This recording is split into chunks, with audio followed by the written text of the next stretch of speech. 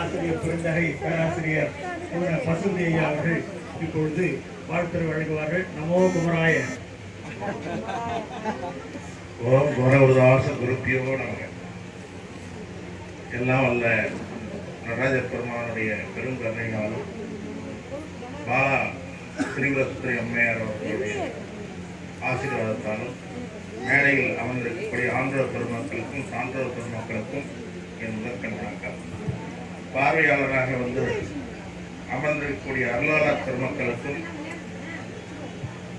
எனதருமை வழிகாட்டி பொன்னமலம் ஐயா அவர்களுக்கும் மற்றும் இங்கு அமர்ந்திருக்கக்கூடிய அருளாளர்கள் அத்தனை பேருக்கும் எனது முதற்கண் வணக்கத்தை தெரிவித்துக் கொண்டு நிறைவாக எனது அன்பு அம்மையார், எனது அருமை நண்பர் அனைவருக்கும் எனது வணக்கத்தை தெரிவித்துக் கொண்டு காலத்தின் நேரம் கருதி அவசியம் கருதி ஒரு சில வார்த்தைகள் மட்டும் பதிவு செய்து கொண்டு விடைபெற இருக்கின்றேன். ஏனென்றால் இன்றைக்கு எனக்கு வர முடியாத ஒரு சூழ்நிலை. அரசு தேர்வு, முக்கியமான தேர்வு. அதுல ஒரு 5 கல்லூரிகளுக்கு முதல்வராக இருக்கக்கூடிய நான் அதில் இருந்து முழுமையாக பங்கு பெற வேண்டிய சூழ்நிலையில் இன்றைக்கு வர முடியாது, என்னை மன்னித்து விடுங்கள் என்று சொன்னேன். அதெல்லாம் முடியாது, நீங்க வந்து ஒரு அரை மணி நேரமாவது வரணும்னே நேரம் காலேஜ்ல இருந்து வீட்டுக்கு கூட போகல, அப்படியே புறப்பட்டு அதுல 2 தடவை போன் பண்ணிட்டாங்க நம்ம அருமை சகோதரி, எங்க இருக்கிறீங்க எங்க இருக்கீங்க, இந்த விருதாசலம் தாண்டிட்டோமா, அதோ வந்துட்டோமான்னு சொல்லி நேரம் உள்ளார வந்து சேர்ந்தவொடனே மட்டும் திருப்தி. அடுத்தது என்னன்னா, எப்பயுமே ஆலயம்னாக்கா நம்ம ஆலயத்துல கொஞ்சம் பச்சை வஸ்திரம்லாம் போட்டுட்டு அதற்குரிய அளவுல பெண்கள் இந்த பேண்ட் எல்லாம் போட்டு மேல இருக்க எல்லாரையும் பாக்குறப்ப மனசுக்குள்ளார ஒரு உறுத்தல், என்னன்னா இது நம்ம இந்த ட்ரெஸ்ஸோட வந்துட்டு ஒரு வேலை வீட்டுக்கு போயிட்டு வந்துருக்கலாமோ அப்படின்னு ஒரு யோசனை. இருந்தாலும் அதிகப்படியா பேசிட்டு இருக்கிறத விட சுருக்கமா பேசிடுவோம். ஐயா ஒவ்வொரு வருஷமும் இந்த நவசண்டியாகம், நவ ராத்திரி உற்சவம் இந்த விழாக்கள் நடைபெறும் பொழுது அன்பு நண்பருங்கிறவங்களே எனக்கு பத்திரிகை கொடுப்பாங்க. அப்போ ஒவ்வொரு முறையும் சொல்லுவேன் பத்திரிகை கொடுக்குறப்ப, ஐயா பெரிய ஐயான்னு நான் சொல்றது நடராஜ பெருமாள், சின்ன ஐயான்னு சொல்றது முருகப்பெருமாள்.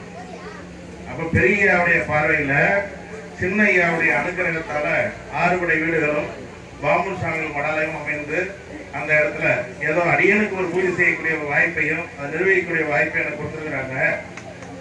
இந்த பக்கத்துல எப்படி சின்னையா இருக்காங்களோ அதே மாதிரி அந்த பக்கம் சின்னமா இருக்கணும், தெற்கு பக்கம் நாங்களும் வடக்கு பக்கம் நீங்களும் இருக்கணும், அதுக்கு ஒரு வீடு அமையணும், அங்க அதுக்கு உண்டான ஏற்பாடுகள் செய்யுங்கன்ட்டு ஒரு 3 வருடங்களுக்கு முன்னாடி சொல்லியிருந்தேன்.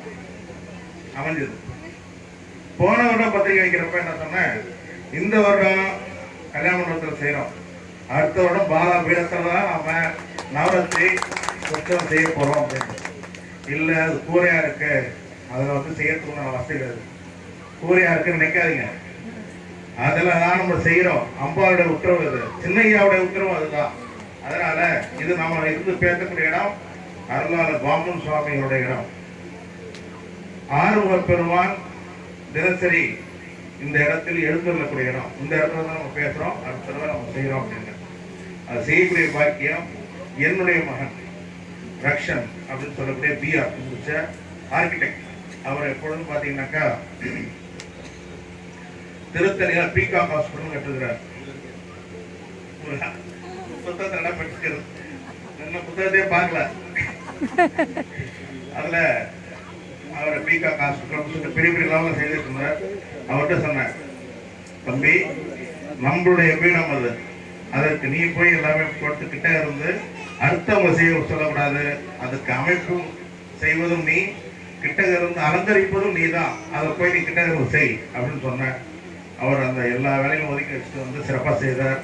அது மட்டும் இல்லை, நீங்க பார்த்துருக்கக்கூடிய இந்த பீடம் மட்டும் இல்லை, இந்த பீடத்துக்கு மேல எப்படி எப்படிலாம் ஆலயம் அமையணுங்கிறதையும் அவரு தன்னுடைய ஓவியத்துல வரைஞ்சி என்னிடம் காட்டியிருக்கிறார், அவருடைய சித்தப்பாட்டையும் காட்டியிருக்கிறார். அதனால நான் என்ன சொன்னேன், என்னுடைய பிள்ளை அல்ல, அது உங்களுடைய பிள்ளை, அவனுடைய படிப்பை உங்களுக்கு பயன்படுத்திங்க அப்படின்னு அவரை சிறப்பாக செய்திருக்கிறார்.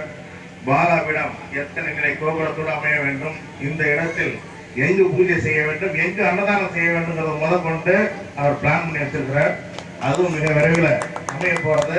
நாம எல்லாரும் பூஜையை இந்த இடத்துல செய்ய போறோம்.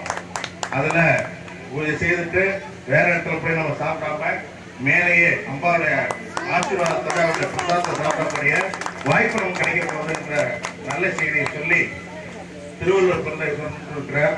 எல்லாரும் படிச்சதுதான், அதிகமா சொல்லக்கூடாது. நான் மகன் தந்தை காற்றும் உதவி இவன் தந்தை எண்ணூற்றான் பொருள் எனும் சொல்லு. மகன் தன்னுடைய தந்தைக்கு ஆற்ற வேண்டிய உதவி என்னன்னா, இத்தகைய மகனை பெற்றெடுப்பதற்கு இந்த தந்தை எத்தகைய பேர் பெற்றிருக்கிறாரோ என்று சொல்வார்கள். அதுக்கு உதாரணம் வையா.